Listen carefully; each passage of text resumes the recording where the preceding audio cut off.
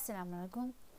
Today I'm going to present Chapter 5, Motivation and Affect. My name is Peng Li Mei. My magic number is G1917282. In this chapter, we have 4 objectives. First one, products can satisfy a range of consumer needs. The motivation process. Why ask why? First question, what is the motivation? Motivation refers to the processes that lead people to behave as they do. It occurs when a need is occurs that the consumer wishes to satisfy. The need creates a set of tension that drives the consumer to attempt to reduce or eliminate it. This need may be utilitarian or it may be hedonic. The described end state is the consumer goal.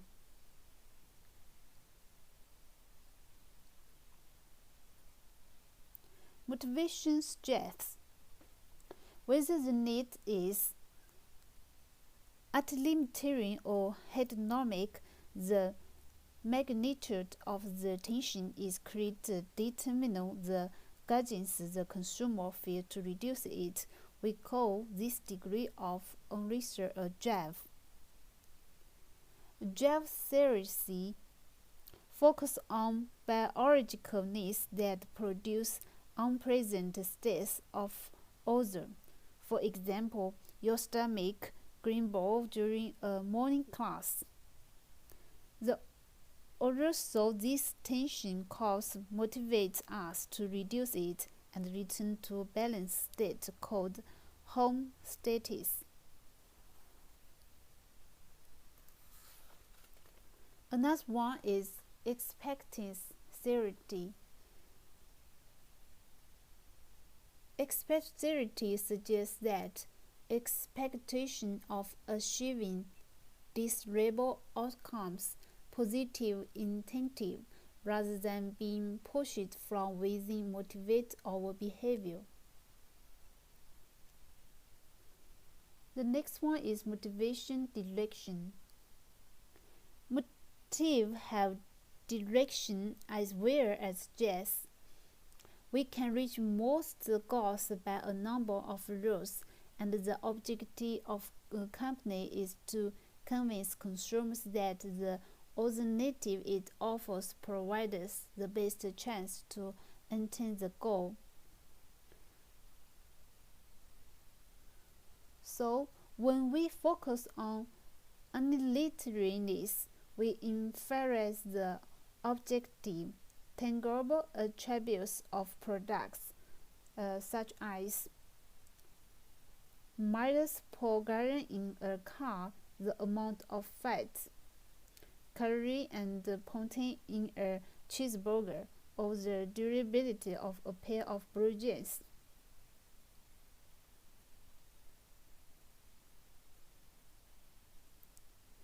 For motival conflicts,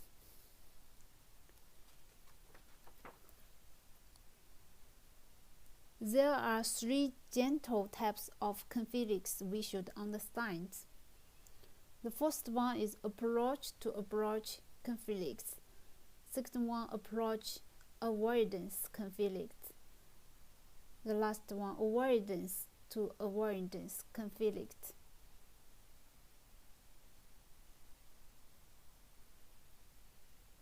Sometimes we find ourselves caught between a rock and a hard place. We may face a choice with to understand others. For instance, the option of either spending more money on an old car or buying a new one. Don't you hate when that happens? Marketers frequently adjust a warrant to avoid confidence with messages that suggest the unforeseen benefits of choosing one option.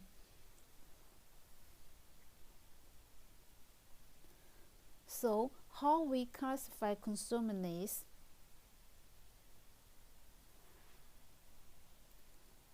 Numerous physicists have tried to define a universal inventory of needs that could change systematically to explain victory or behavior.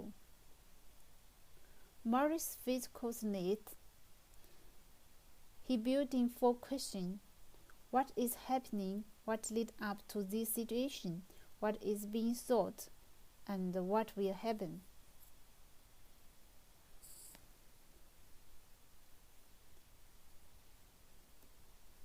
Special needs and buying behavior.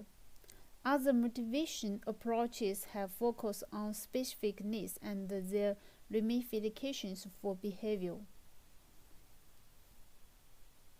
Some other important needs that are referenced to consumer behavior include need for affirmation. Another one is need for power, need for uniqueness. Need for uniqueness is to assess one's individual identity. So in Marcus' hierarchy of needs, we can see 5 levels. The lower level needs is physiological. Then to the high level, self-actualization.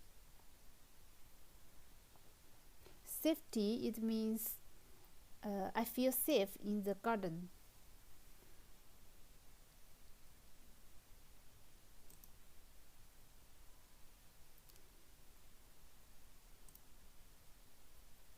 Affect. We may not all be in good enough shape to enjoy a Zumba walk, but many of our decisions are driven by our emotional response to products. Social society refers to this reaction as affect. That situation is also what is the affect. Affect have 3 types of affect. One is evolution and mood and emotion. Evolution are variant reaction to events and objects that are not accompanied by high levels of physiological arousal. Moods involve temporary positive or negative affect states accompanied by moderate levels of arousal.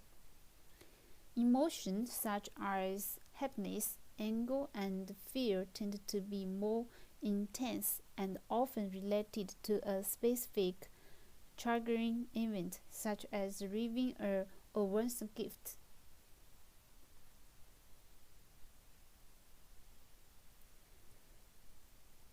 So what is mood congruency?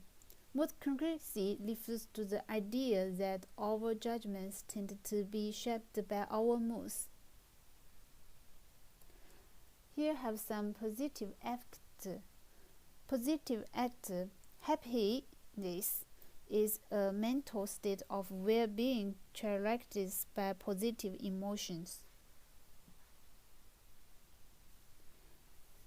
Here also have some negative affect. Marketing messages can make us sad, angry, or even depressed, and sometimes that's done on purpose. Some negative effects include disgust. Many researchers believe that the primary emotion of disgust involved to protect us from contamination. Advertising used to avoid use negative imagery so they wouldn't turn people off, but many now realize that it actually can be productive to elicit extreme feelings such as discussed to get their message across. To discourage people from consuming sugary drinks. Another negative effect is envy. Envy is a negative emotion associated with the desire to reduce the gap between oneself and someone who is superior on some dimension. Guilty is an individual unpleasant emotion state associated with possible objections to his or her action, inaction, circumstance, or intentions. Embarrassment is an emotion driven by a concern for what others think about us.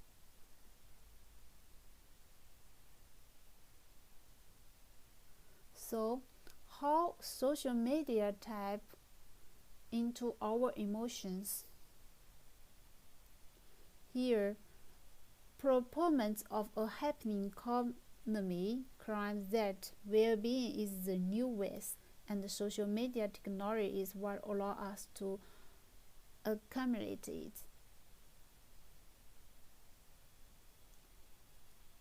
A technical sentiment analysis refers to a process that scores the social media universe to collect and analyze the words people use when they describe a specific product or a company.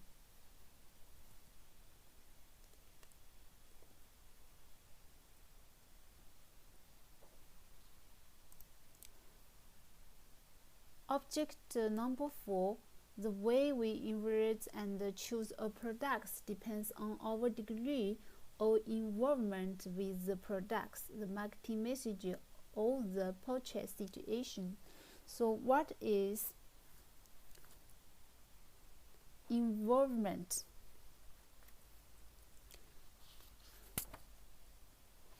Involvement is a person perceived relevance of the object based on their inherent needs, values, and interests.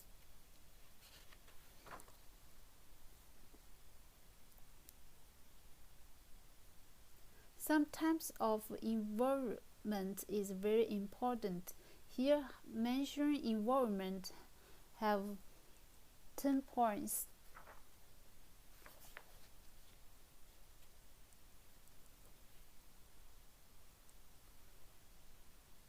The first important involvement is product involvement. Product involvement is a consumer's level of interest in a particular product. The more closely marketers can tie a brand to an individual, the higher the involvement they will create. Here have perceived risk, mass customization, and brand loyalty. Mass customization describes the personalization of products and services for individual customers at a mass production price. When a customer is highly involved with a specific product, there is the high gain for marketers because it means he or she exhibits brand loyalty. Brand loyalty repeat purchasing behavior that reflect a conscious decision to continue buying the same brand. For message involvement, a marketer can boost a person's motivation to process relevant information via one or more of the following techniques.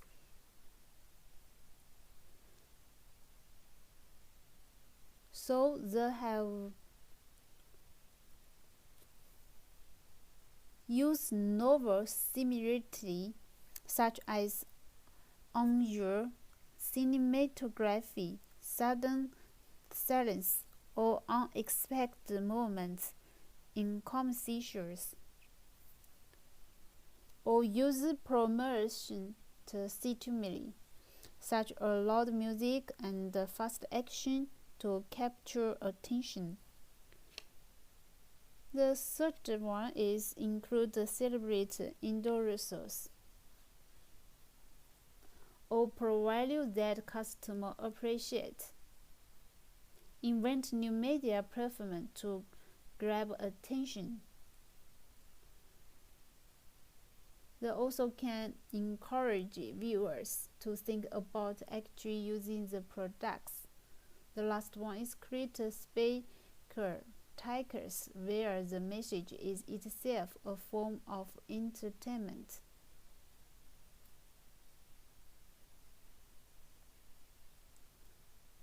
The third, situational involvement. Situational involvement describes engagement with a store, website, or a location where people consume a product or service.